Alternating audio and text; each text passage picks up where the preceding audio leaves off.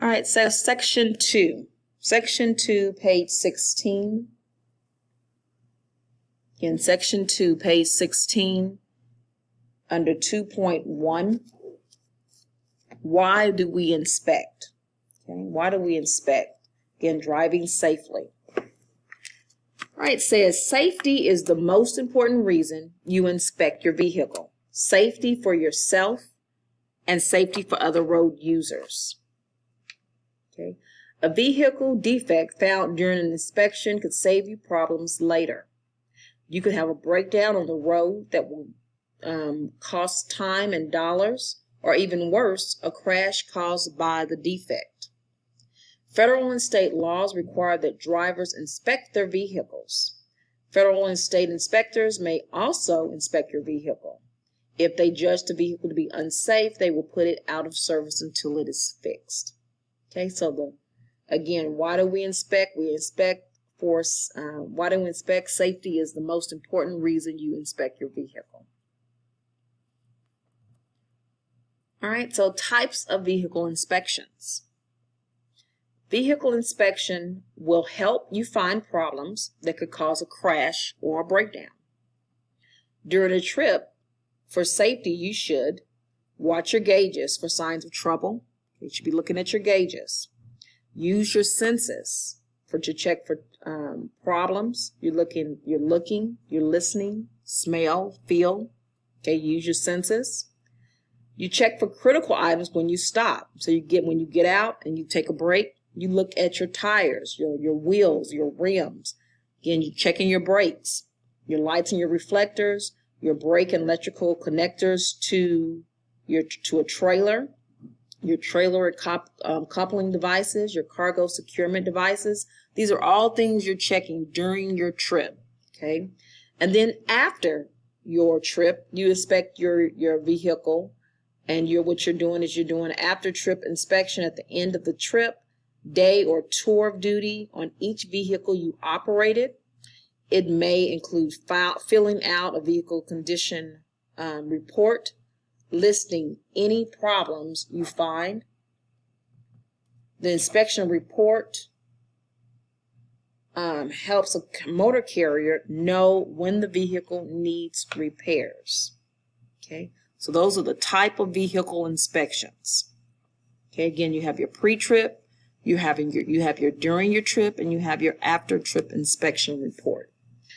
All right, still on page 16, 2.1.3, what you're looking for. Okay, so these are things that you're looking for. You're looking at your tires. Okay, any tire problems. Too much or too little air pressure. You're looking for bad wear. You need at least 4 32-inch tread depth on every major groove on your front tires. And you need at least 2 32-inch on all your other tires.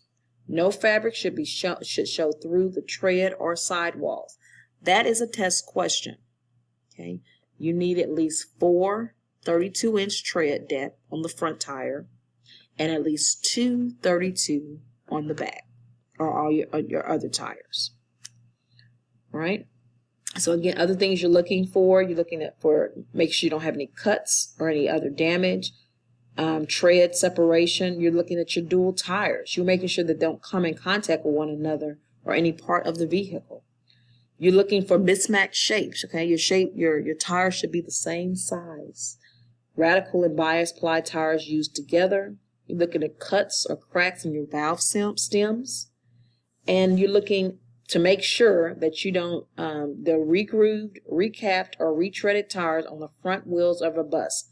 They are prohibited. Again, you cannot have regrooved, recapped, or retreaded tires on the front wheels of a bus. They can be on the back, but they can never be on the front. Okay. All right. Now we're going to look at wheel and rim problems. Okay. So we're looking for damaged rims, rust around wheel nuts means the nuts are loose, so you need to check for tightness. Okay, again, this is a test question.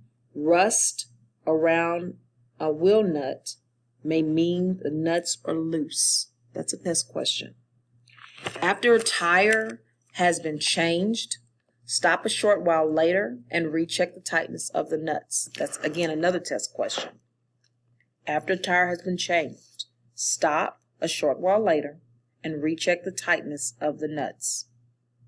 Okay. For bad brakes, so you're looking for cracked drums. You're looking for shoes or pads with oil, grease, or brake fluid on them. You're looking for shoes that are worn dangerously thin, missing, or broken. Okay, these are all things you're looking for on your brake drums. All right, let's talk about your steering system defects. Okay, so things you're looking for missing nuts, bolts, cotter keys, or other parts. You're looking at bent, loose, or broken parts such as steering column, steering gearbox, or tire rods. If the power steering is equipped, check hoses, pumps, and fluid levels. Check for leaks. This next one is a test question. Steering wheel play of more than 10 degrees, approximately 2-inch movement of the rim of a 20-inch steering wheel can make it hard to steer. Again, steering wheel play of more than 10 degrees can make it hard to steer. Okay. All right, and you'll also need to be familiar with the parts of a steering system. Okay, you also need to be familiar with parts of a steering system. So you have your steering column, you have your steering gearbox, the hoses, the pitman arm, the drag link, the steering arm, and the tire rod. Okay, these are all, you need to be familiar with them. You won't need to know for test purposes to get your permit.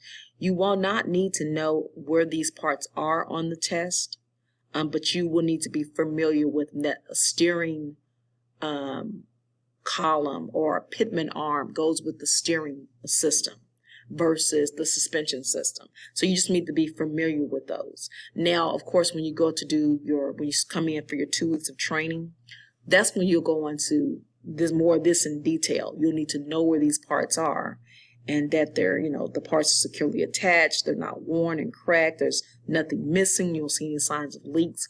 So that's when you come in and you do your vehicle inspection test or your training.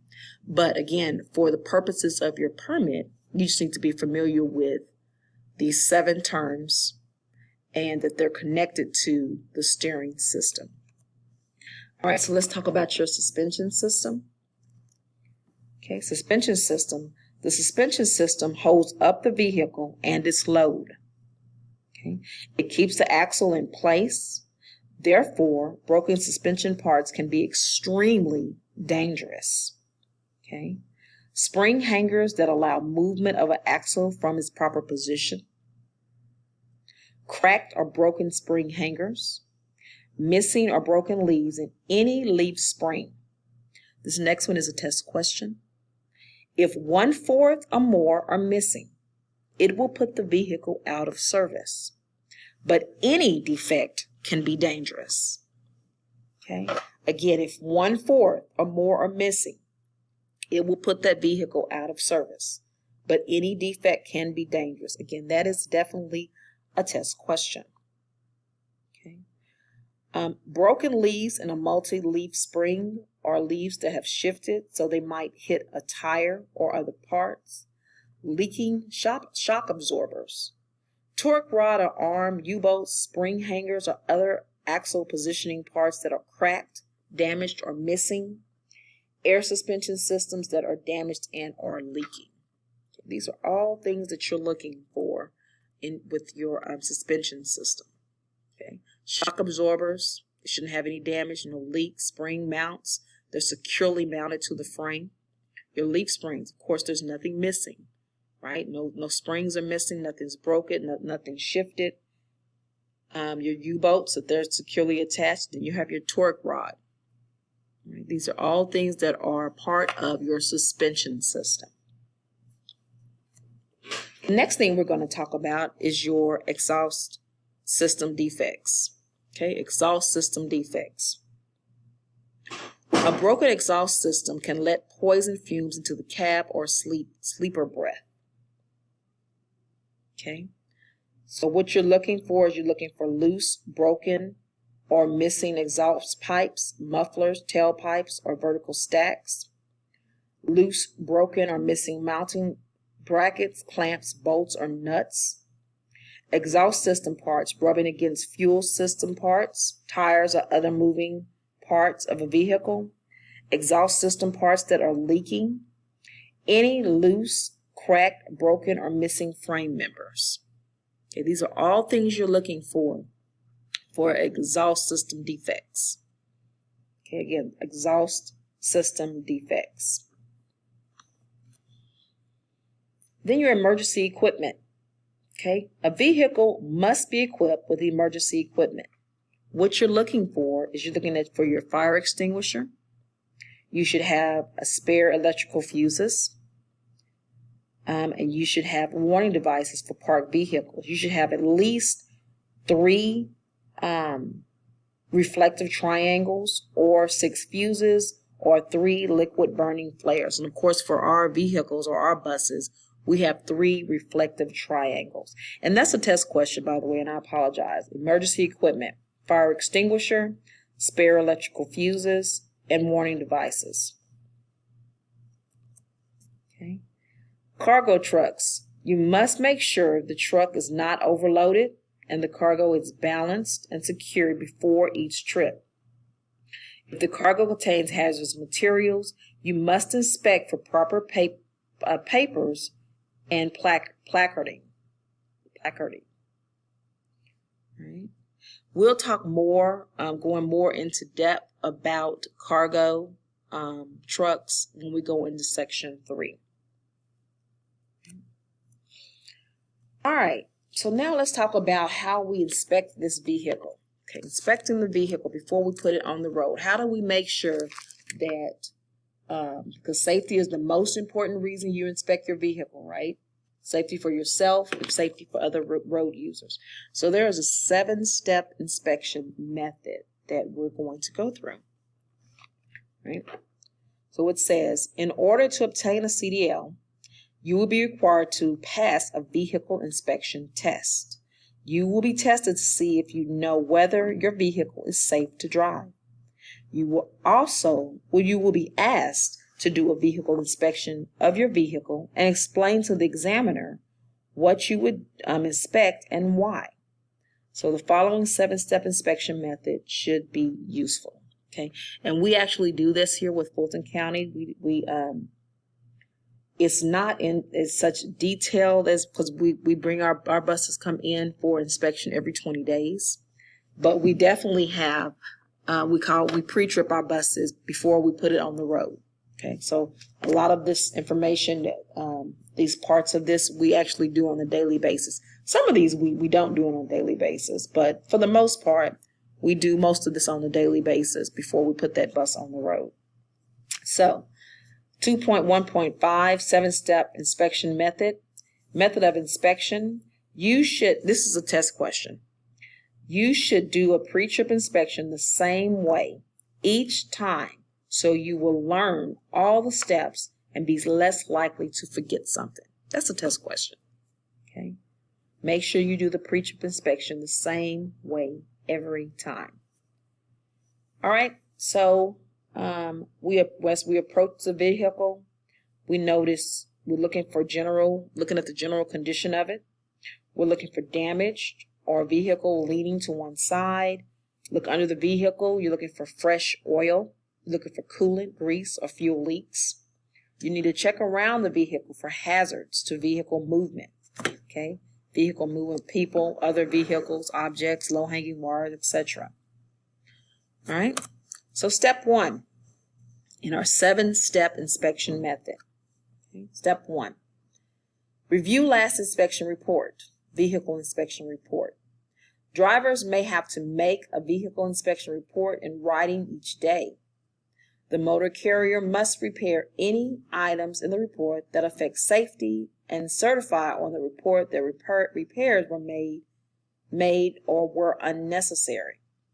You must sign the report only if defects were noted and certified to be repaired or not needed to be repaired.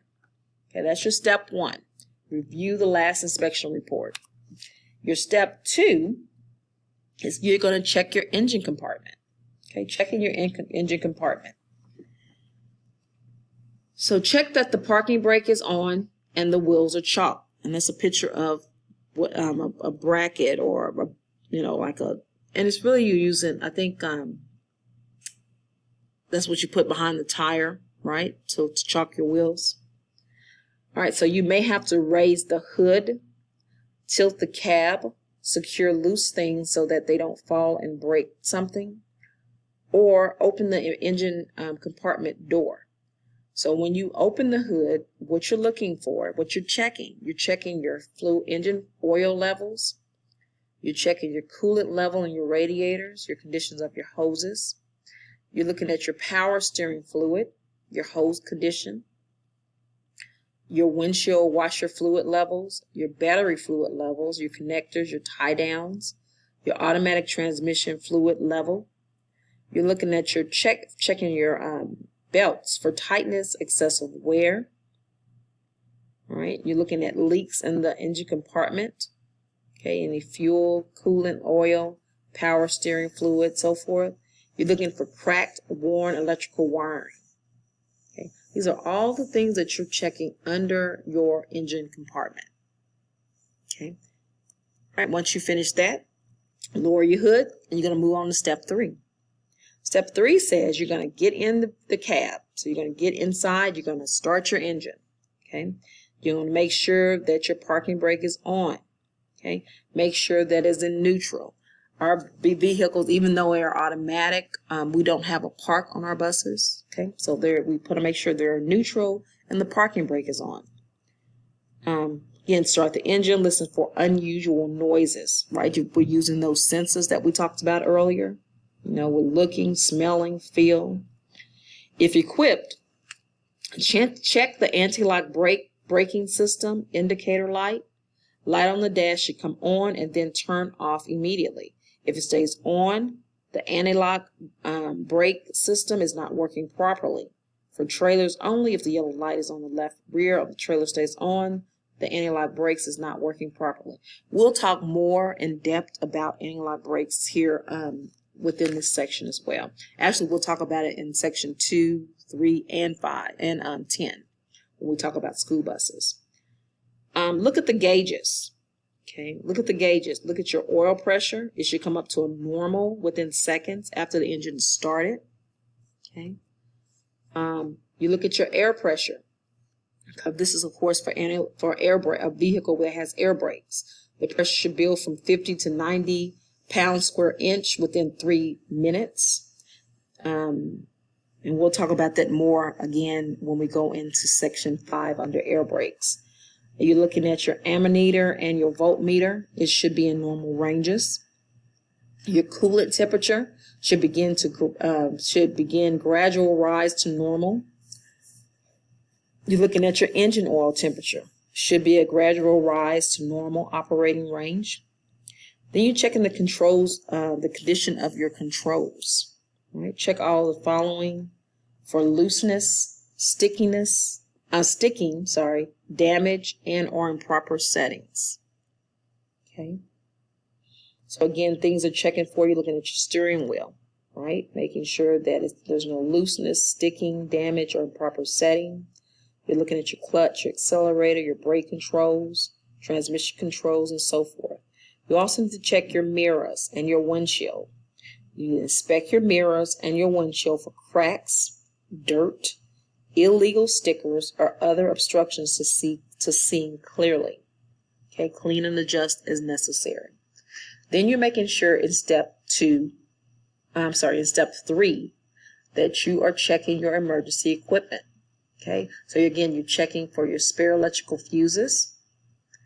You're making sure that you have your 3 reflective triangles, and that you're making sure that you have a properly charged and rated fuel fire extinguisher. Those are the 3 things that you need to make sure that you have in your vehicle. And then, of course, your seat belt. You're making sure that your seat belt is securely mounted, that it adjusts, that it latches properly, and that it's not ripped or frayed. All right, step 4 says to turn off your engine and check your lights. Make sure the parking brake is set. Turn off the engine. Take the key with you. That's a test question. Take the key with you. You'll see that. Take the key with you. Okay. You'll see that here in section 2, but you'll see it again when we talk about school buses. Whenever you leave get out of the vehicle, you always take the key with you. Turn on the headlights, low beams, and 4-way emergency flashers and get out of the vehicle. All right. So step 5, we're going to do our walk around inspection. Okay. So we're going to get out the vehicle and start walking around. All right. So go to the front of the vehicle and you're going to check that the low beams are on and both of the 4-way flashers are working. Then you're going to push in the dimmer switch and check the high beams are working.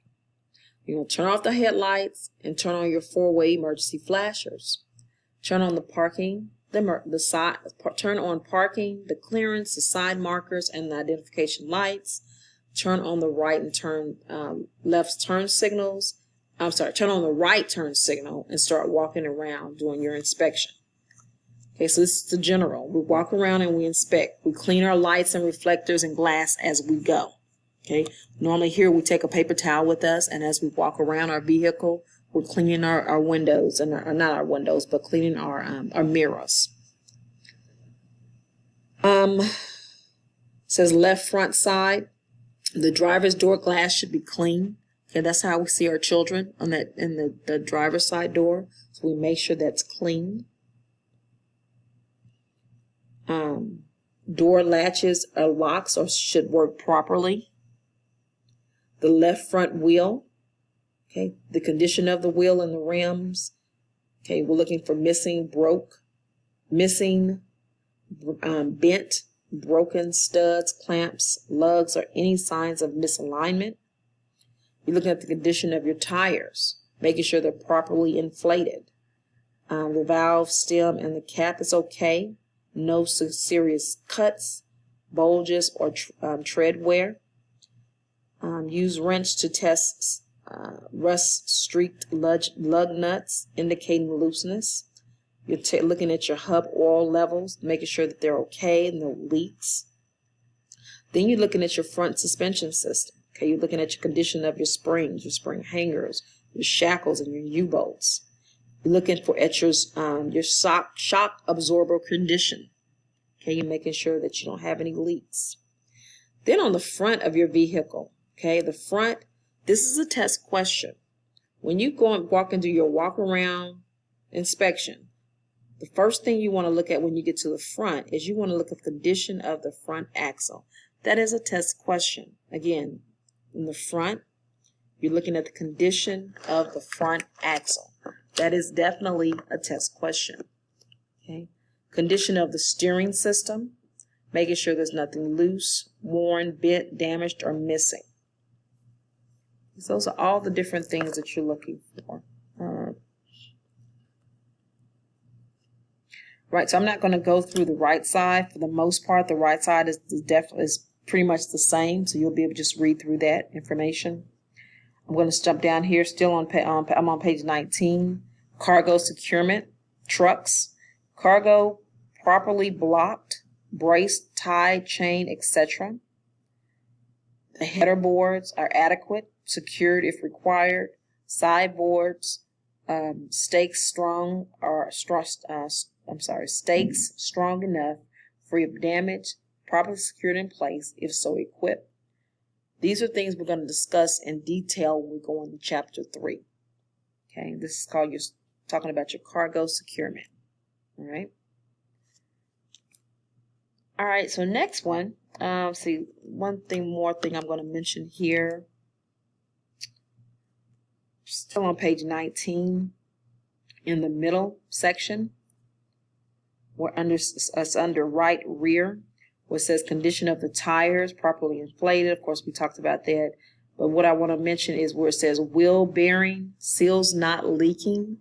Okay, make sure that you are familiar with that. Anything that leaks, you want to make sure, like in the picture here, it's showing at the bottom. You're looking for at your wheel bearings. You're making sure those seals are not leaking. Okay, and that's a definite test question. Seals not leaking. All right. So here in the picture, showing that someone did not do a walk-around inspection before they started driving. All right. All right. So on step 6, still on page 19, step 6 says that we're going to check our signal lights. Okay, step 6, we're checking our signal lights. So we're going to get in and turn off the lights. Turn off all the lights. Turn on stop lights. Apply trailer handbrake or have a helper put on the brake pedal. Turn on lights. Turn on left turn signal lights. Okay, so we're going to get out and check lights. Left front turn signal lights, clean, operating in proper color. Amber or white on the signals facing the front. The left rear turn signal lights, both stop lights, clean, operating in proper color, red, yellow, or amber. Okay, you're going to get in the vehicle, turn off the lights, not needed for driving. Check for all required papers, trip manifest, permits, etc. Secure all loose articles in your cab that might interfere with the operation of the controls if you in a crash. Then you start your engine. All right, so then step 7, last step in the 7-step inspection. All right, we're going to test first. One of the first tests that we're going to do is testing for hydraulic leaks. And this is, again, a test question. Testing for hydraulic leaks. If the vehicle has hydraulic brakes, pump the brake pedal 3 times. Then apply firm pressure to the pedal and hold it for 5 seconds. The pedal should not move. If it does, there may be a leak or other problems. Get it fixed before driving. If the vehicle has air brakes, then there's another thing that we'll cover. And we'll talk about that more when we get into air brakes. Okay, so again, for hydraulic leaks, pump the brake pedal 3 times, apply firm pressure to the pedal, and hold it for 5 seconds. The pedal shouldn't move. If it does, there may be a leak.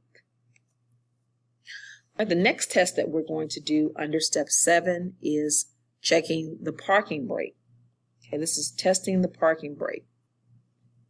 All right, so you're going to set the parking brake, place the vehicle in low gear, gently push on the accelerator. So again, you got the brake is set, pushing on the accelerator. If the vehicle moves, the parking brake is not working properly and must be fixed. Okay, must be fixed. So again, parking brake is set. I put the vehicle in a low gear, push on the accelerator, the vehicle should not move. This is showing that if that parking brake is working properly, with the school bus, that school bus in that picture did not move. That vehicle went underneath the school bus, just the same as that commercial motor vehicle on the right-hand side, right? That vehicle went underneath that vehicle, that diesel, because the parking brake held that vehicle, made that vehicle did not move. Okay, so with the school bus, those children were safe. They may have probably felt a jolt, but there was no there was minimal damage to that bus. Right, to those children. Those children were still safe. All right, step 7 is start the engine and check your test service brake stopping action. Okay, service brake stopping action. So what this says is to move the vehicle forward about 5 miles per hour, push firmly on the brake pedal. Vehicle should stop smoothly and it should not pull from the left or the right. If it does, you need to get it fixed. Okay, and this is testing your service brake stopping action. All right, so this is why you would check your stopping action. Okay. before the trip.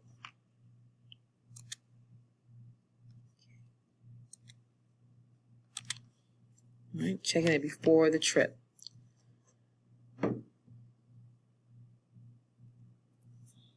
All right, now you have, that was it. Just make sure. Let's see here. Testing your parking brakes. So we talked about hydraulic leaks, we talked about brake system, and then testing your brake stopping action. So those are the things in step 7. So that's it. That is your 7 steps of inspecting your vehicle. And there's a lot involved with it. There's definitely a lot involved with it, but you're wanting to make sure that that vehicle is safe to be put on the road for yourself and other users. And of course, you say it should be safe, for your children. At any time, on our school buses, on a normal, on one of our school buses, we can have up to 72 children on one bus. Another one, I think the other one is 96 kids on our school buses. The children sitting three to a seat. So definitely want to make sure that your bus is definitely safe to be on the road before you move it off the lot. Right? All right, so under 2.1.6 on page 20, it says, check the vehicle operation regularly. You should be checking your instruments, your air pressure gauges, if you have air brakes, temperature gauges, pressure gauges, ammeter and voltmeter, your mirrors, your tires, your cargo covers, lights, etc. If you see, hear, smell, or feel anything that might mean trouble, check it out. Okay? If you see anything, see, hear, touch, feel. See, hear, touch, and smell. Okay? If you see anything, maybe trouble. All right, safety inspection. This is a test question. Drivers of trucks and truck tractors, when transporting cargo, must inspect the securement of the cargo within the first 50 miles of a trip, and every 150 miles, or every 3 hours, whichever comes after. Again, drivers of trucks and truck tractors, when transporting cargo, they must inspect the securement of the cargo within the first 50 miles, and then every 150 miles or every 3 hours. Okay, whichever comes first. That's a test question. All right, then you have your after trip inspection. Okay, you may have to make a written report each day on the condition of the vehicle you drove. Report anything affecting safety or possibly leading to mechanical breakdown. Okay, that's your responsibility. That is your after trip inspection report. All right.